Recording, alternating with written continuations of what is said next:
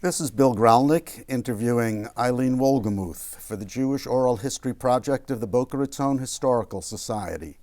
It is the 24th of June, 2016.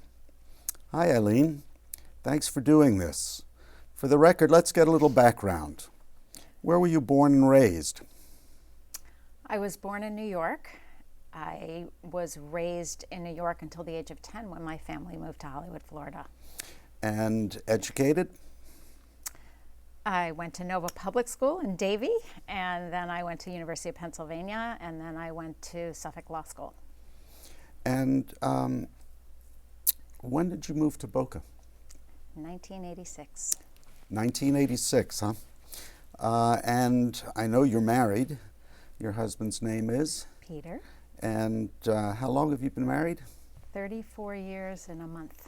Mazel tov. Thank you. And there is some spawn, I know. How many children do you have? Spawn.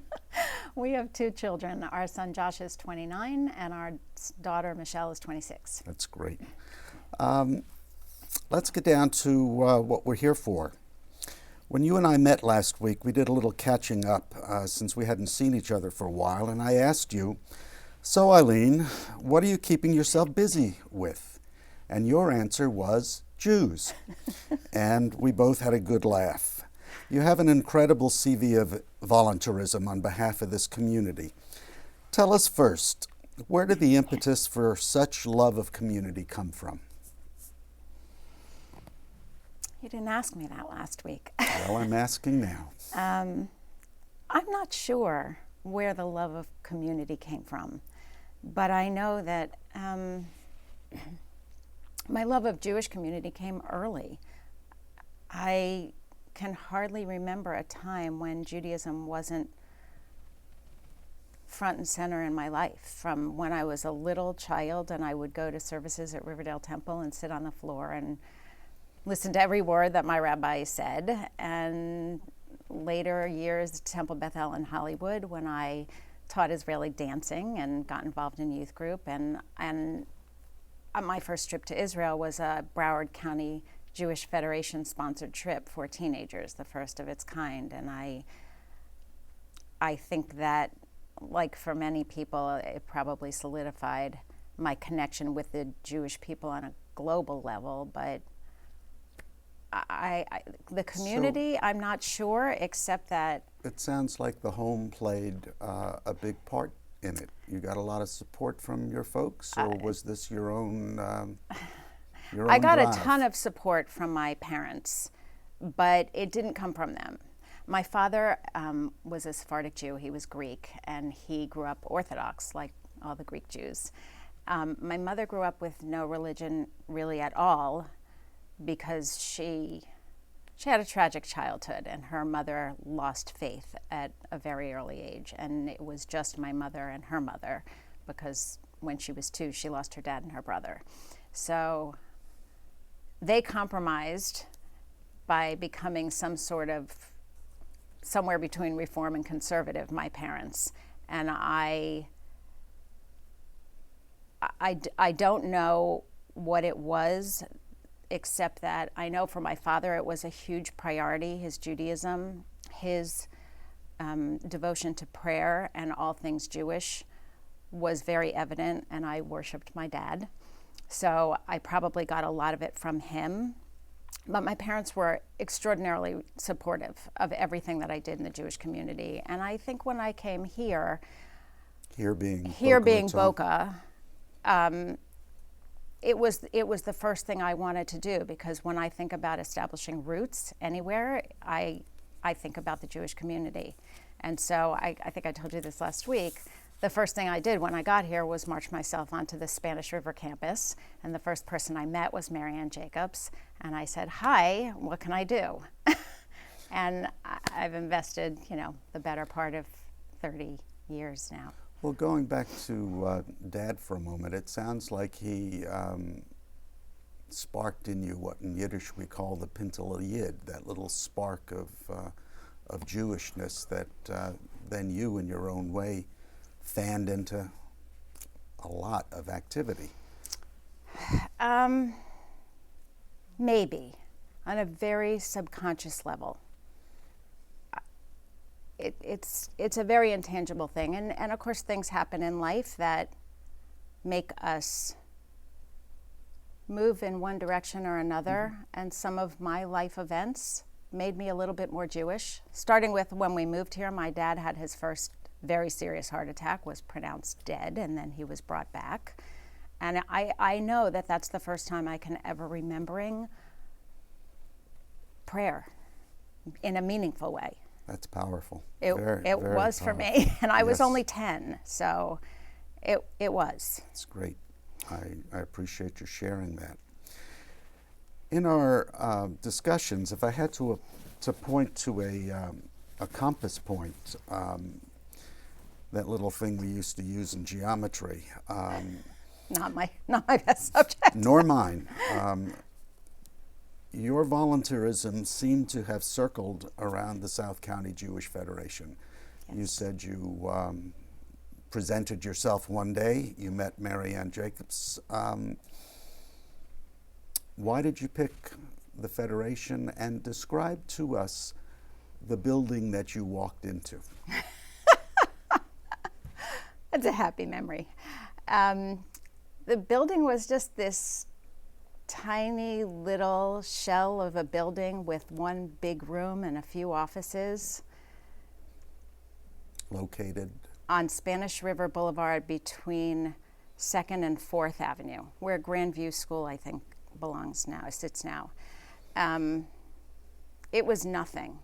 And there was a trailer off to the side because they were starting to run out of space and they needed another office. And I think Ted Feldman was in the trailer, and that was his office. Rabbi Ted Feldman. Rabbi Ted Feldman, sorry, yes, Rabbi Ted Feldman. I think that what I wanted was to find the central location for Jewish life. And it just so happened that the JCC, where Mary Ann was working, lived on the same campus as the Federation. And she just happened to be the first person I met. And what was it that she said to you that lighted you up? Well, we had an immediate connection. We're still friends to this day. And she asked me a lot of questions about myself and what I wanted to do and where I came from, and said there's tons to do. And there was. And I wound up not going in the direction of JCC, although we did, my husband and I, participate in Progenet, which was an early JCC-sponsored program for young Jewish professionals who wanted to network. And then came a very exciting period in Jewish life worldwide, Russian resettlement. Correct. And something that you got heavily involved in. Tell us why, and give us some background as to how the community organized itself to handle this influx of people who obviously knew nothing about where they were ending up. Sure. So first, I mentioned Ted. Ted was responsible for the program which was to celebrate the Federation's 10th anniversary, which was still a fairly fledgling organization at that time. But Ted had asked me if I would co-chair one of those activities. And so I got to know him fairly well during that time. And it was Ted then who connected me with Susan Podolsky, who was running our Russian Resettlement Program. The way that started was a bunch of young leaders in our community, most of whom were Wexner participants. Tell us about Wexner first. What was the Wexner Program? Wexner was a program started by Les Wexner himself for young Jewish leaders around the country. And some communities were privileged to participate, and a handful of people were selected, and they would go to class on a monthly basis with esteemed Jewish scholars that were brought in from all over the place. And then there were retreats to his home in Colorado and then to Israel. And it galvanized a small group, but a very powerful motivated group of young leaders in this community. And I think in a lot of ways they spearheaded not just Russian resettlement, but a lot of what was to happen in the years to come. And what happened from that group, and particularly Susan, who took the lead on it, was that we were seeing Soviet Jews emigrate. They were allowed to get out, and we wanted to help. And this was something that the young leaders could wrap their arms around and pull up their sleeves and really participate in a meaningful, hands-on way. So we reached out to HIAS, Hebrew Immigration Aid Society, and told them that we wanted to take some families. And when we were assigned families, we had this incredible cadre of volunteers who came from out of the woodworks, and people we never knew existed, who just wanted to do something. And they did everything from, literally, they took toothbrushes and they cleaned the light bulbs in the bathroom and the floors in the kitchen, and they donated pots and pans and towels. And well, let's back up 1 second. Where were these light bulbs and where were these pots and pans? In the apartments that we were securing so that these families had a place to live. And that was the beauty of it. These people came with nothing, absolutely nothing but the clothes on their back and the one suitcase that they were allowed to leave with. And they had all gone through La Dispoli, Italy, which is where HIAS kept them in a holding pattern until they were assigned a community wherever they were going in the world. Some went to Israel, some went to the United States, some to Canada, Australia, everywhere. So they came with their one suitcase, and they literally had nothing else. And we secured apartments and cars and jobs and ESOL classes so that they could learn the language, because most of them didn't know more than a couple words of English. From whom did you secure these things? People in this community, local people who wanted to help and wanted to say they were a part of something great that had an enormous and direct impact on people's lives. Jews who never knew anything about being Jewish except that they were, and they were persecuted as a result, and now they were allowed to live a life of freedom and practice their religious traditions and faith. And was there some religious mechanism to help them towards Judaism? 100%. So every single synagogue was a participant, and our families, our Russian families, all joined synagogues, and they were given Jewish education. Many of the young people, the very young people, went to Donna Klein Jewish Academy and really got a Jewish education, but they all went to synagogue, and they were so, how do I describe this? I can remember going to the airport. We all went. We would go every time a family arrived. And we would go with balloons and posters and hugs and tears, and we never met these people before. We just knew that they were our brothers and sisters from another part of the world. And we embraced them in a way that made them so appreciative of their Judaism right from the get-go, and for their Jewish family in strange corners of the world. And so they really were eager to learn about all the things that they had missed in their years of secrecy or non-practice. And how in turn do you think that impacted you and the others that you were working with? Well, I'll start with me. So my job was to be in charge of all the volunteers, and there were hundreds and hundreds of them doing all different jobs. People were driving, people were going to Social Security and helping people with school registration and getting doctors. There were just hundreds and hundreds of volunteers in a million different capacities. And I didn't have a family because I was helping supervise all the other volunteers, but I got pretty close with a lot of the families, and like we still do to this day, on Super Sunday, we always do a training before we allow our volunteers to go get on the phone and ask for money, for support. Tell us what Super Sunday is. Super Sunday is the day that our Jewish community comes together, and we set up hundreds of phones on the Federation campus, and people just make phone calls to other people in the community asking them to support what we're doing at the Federation. So you have this training.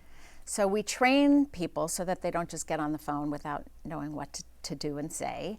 And I remember the next year after my first families came, doing a training on Super Sunday, and in the back of the room was one of our families. And I always ended my trainings by asking people to sign their own pledge cards so that they themselves had understood and known the beauty of giving before they ask that same thing of others. And I asked, as I always do, for people to fill out their pledge cards, and we don't judge, but that a meaningful gift to you is a meaningful gift to us, and whatever is meaningful is appreciated. Everybody hands in their pledge cards and they leave, and this family is in the back of the room. And I go over to them and I hug them, kiss them, how are you? And they handed me their pledge cards. I will never forget the feeling that I had from a $5 gift from these people who had nothing but wanted to return the favor and say that they were participants. It was life-changing. Impactful. Yes. Yes. Well, that was an impacting period for lots of us, Yes. and your description of it is spot on. But you also realized that without new generations of leadership, eventually this great flame would begin to flicker. How did you commit yourself to getting the next generations involved with Federation? Well, there were a couple things. At that time, I was still young, so I was actually still in young leadership. Weren't we all? Yeah. So there was young leadership, and there were two groups. There was Young Leadership Division, and then there was the Young Women's Division, which was very short-lived, but was extremely impactful in this community. It was a very effective tool of getting young women whose husbands were out starting to make a living, and they wanted to establish roots in the same way that I did when I came just a couple years before. And we would just have coffee in people's houses and put out a plate of bagels and a few pieces of cantaloupe. But people came every week in droves to this thing called Project Shalom.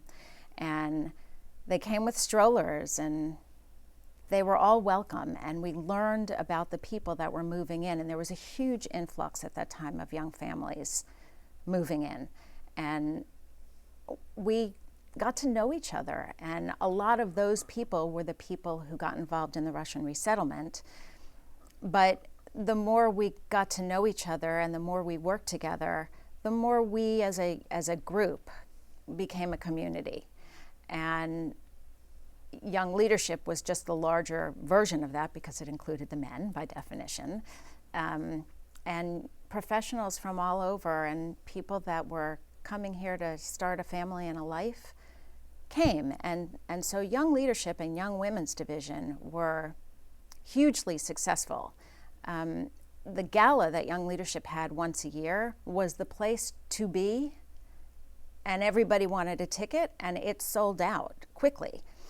Young Women's Division was the feeder to Young Leadership, and it only lasted a very short time. There was, I think, a 6-year lifespan to the entire division because it then was folded and merged into Young Leadership Division. And then Young Leadership Division was changed to Young Adult Division, and so on and so on. And then you dropped down a generation and you became involved on campus.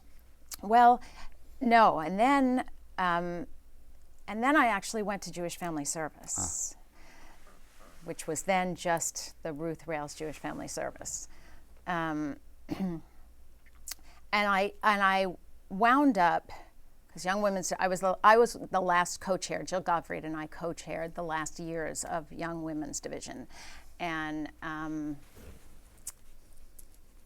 after it folded, of course, I stayed involved in young leadership, and my husband was the chairman of the campaign. But I had spent so much time doing Russian resettlement, which was administered out of Jewish Family Service, that it was a natural progression for me to start spending more time there. And of course, Spencer Gellert was the executive director, and Bonnie Stelzer was in charge of all the programming and the marketing and the events, and they were kind of a dream team with whom to work. And Spencer asked me to come on the board, and I had a toddler and I was pregnant. And I said, I don't think I want to be on a board right now. And, true to form, I said yes anyway. Showed up at my first board meeting the following year with my own stroller with my newborn daughter. And during my years of very intense involvement in Jewish Family Service, a lot of programs were born that had to do with families. So in addition to which, we started the Parents' Place, which also no longer exists. But from the Parents' Place, we started the grandparenting program, the Big Pal, Little Pal program, groups for children of divorced parents, and a whole host of family-oriented programming. And we started this thing called Of Interest to Women, which also brought in experts to the greater community to talk about women's issues and issues by definition that would be important to young families and to old families, actually, including the sandwich generation. So I really got an understanding of the community at large through my involvement with JFS, literally from 0 to 100. But I had a bird's eye view of what was happening to young families, and it was also during that time that the Viner Compassionate Care Fund started Camp Breakaway, which allowed children to go to sleepaway camp who would have otherwise never had an opportunity like that. And so I saw some of the struggles of families in this community, and I'm such a sap. It affected me, and I understood then that the Jewish community is not unlike any other part of the community, and that we all have needs. And that was when it clicked for me that we need to make sure there's always going to be people that will help respond to those needs. And that meant working with a younger generation. Well, time is always the enemy of an interview. You were involved and are involved with Hillel, heavily involved with issues, domestic and international, that impact Israel. But I became very interested in something that I promised you that I would give you some time to talk about. It's a project that seems to a degree to fall outside of these very structured elements of Jewish organizational life. It's the PJ Reading Project that you love so much. Tell us a bit about it. So PJ Library is a program that was started by Harold Grinspoon of the Grinspoon Foundation after he worked with Dolly Parton on the Imagination Library. And he saw how books could affect families at a very early age, and he decided that that was something he wanted to bring specifically to the Jewish community. So he started in Springfield, Massachusetts, which is where he's from, and he put together a group of people, and his wife, Diane Troderman, is an extraordinary Jewish educator, and they commissioned and collected these beautiful, beautiful books to be distributed to families with young children so that they would have an opportunity to read books with Jewish content specifically in the privacy of their own homes. And the beauty of the program is that it is done in the privacy of your home, and it comes with a how-to guide on the front flap of the book so that if you're not all that familiar or formally or informally Jewish, comfortable with your Jewish education, it gives you a way of really understanding the content of the book, even if you had no way of understanding it before. And at the end, it also gives you an activity that you can do with your children. So the books get sent, you sign up for PJ Library, it's 100% free to the people that receive the books. And the books go in an envelope, which are assembled by developmentally challenged adults in Springfield, Massachusetts, for the entire world. And the books are sent in an envelope addressed to a child so that they get mail in the mailbox, which is very exciting to them. And they get a chance to read these books, new books, just for them once a month. The 12th month, they get a CD because it's holiday time and we send the music. But I heard about this program when I was involved in the Jewish Education Commission, which also was one of those things I did, which helped me work with young people. And I loved the program because I thought, how great for all of those families out there who have not had formal or informal Jewish education, but want to be able to, on their own turf and in their own terms, bring some sort of Judaism into their home with their young children.